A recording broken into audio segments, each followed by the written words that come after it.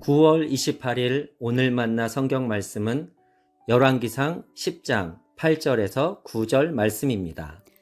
임금님의 백성은 참으로 행복한 사람들입니다. 임금님 앞에 서서 늘 임금님의 지혜를 배우는 임금님의 신하들 또한 참으로 행복하다고 하지 아니할 수 없습니다. 임금님의 주 하나님께 찬양을 돌립니다. 하나님께서는 임금님을 좋아하셔서 임금님을 이스라엘을 다스리는 왕좌에 앉히셨습니다. 주님께서는 이스라엘을 영원히 사랑하셔서 임금님을 왕으로 삼으시고 공평과 정의로 다스리게 하셨습니다. 아멘. 오늘 만나러 만나주시는 하나님을 기대합니다. 어린 시절 성경의 인물들을 보면서 좋은 점들을 가지고 기도 제목으로 삼은 적이 있었습니다. 요셉의 꿈, 다니엘의 믿음, 다윗의 용기, 솔로몬의 지혜, 이 네 가지를 기도했었는데요. 당시 주변 분들에게 어떻게 그런 생각을 가지고 기도하느냐고 칭찬을 들었던 기억도 납니다. 그런데 지금 돌아보니 이들은 믿음의 인물이면서도 다들 높은 지위에 이르러 하나님께 쓰임받았다는 공통점이 있는 것 같습니다. 이들의 장점과 함께 이들이 누렸던 명예와 지위를 함께 누리고 싶은 마음도 함께 담겨 있지 않았나 생각이 듭니다.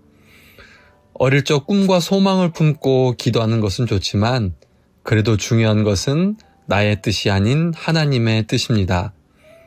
신앙의 여정이란 삶의 주인 되신 하나님의 뜻에 나의 삶을 일치시켜가는 것이 되어야 한다는 생각을 품게 됩니다.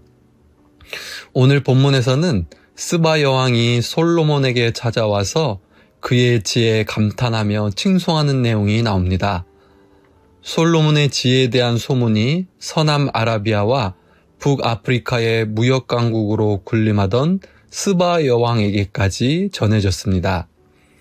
이에 여왕은 직접 솔로몬을 방문하여 여러 질문들을 던져서 그 지혜를 시험했으며 솔로몬은 막힘없이 대답하여 그 명성을 확인시켜 주었습니다. 이렇게 스바 여왕은 소문으로 듣던 것을 눈으로 확인하고는 솔로몬이 받은 지혜와 복이 상상 이상이었다고 고백합니다.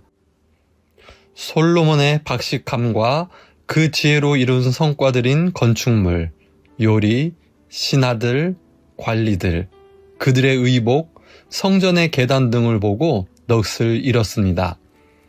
이 때문에 솔로몬과 함께하며 그 지혜의 수혜를 누리는 신하들을 부러워할 정도였습니다.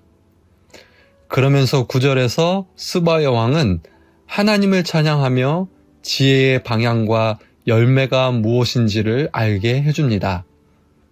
하느님께서 주신 지혜가 어디를 향해야 하는지, 그 지혜는 어떤 열매를 맺는지를 깨닫게 해주는데요. 바로 지혜는 그것을 허락하신 하나님을 바라보며 찬양하는 것이어야 하며, 지혜는 백성들 사이에 공평과 정의라는 열매를 이루어간다는 점입니다. 눈에 보이는 화려함과 웅장함의 마음을 빼앗길 것이 아니라 그 모든 것을 허락하신 하나님을 향한 찬양으로 이어져야 합니다. 지혜를 통해 얻은 부와 안락함은 공평과 정의라는 하나님의 통치를 드러내는 데 사용되어야 합니다. 오늘 말씀에서는 하나님께서 주시는 지혜를 통해 한 사람이 얻을 수 있는 명예와 칭찬의 절정을 보게 합니다. 영광과 존귀의 하나님께서 허락하시는 복이 얼마나 아름답고 놀라운 것인지를 맛보게 합니다. 그러나 이후 솔로몬의 삶을 생각할 때 그 지혜의 방향을 바르게 잡고 지혜를 통해 선한 열매를 맺지 않는다면 이것은 사상누각이 될 수 있음을 깨닫게 합니다. 화려한 조명 이면의 그림자를 바라보지 않을 수 없습니다.